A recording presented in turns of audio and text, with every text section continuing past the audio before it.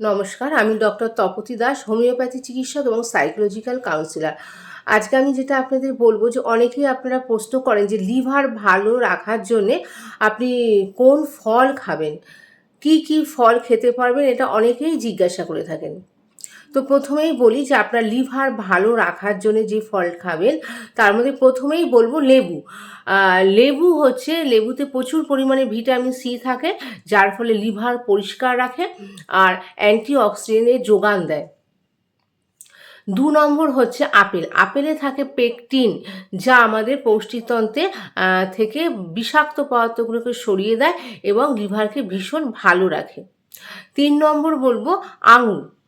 আঙুর বলতে যেটা লাল আঙুর বা বেগুনি রঙের ধরনের যে আঙুরটা হয়, সেটি কী করে না লিভারের থেকে বিষাক্ত পদার্থগুলো সরিয়ে দেয় এবং লিভারের কোষগুলোকে ভীষণ ভালো রাখে। আর ৪ নম্বর বলবো পেঁপে।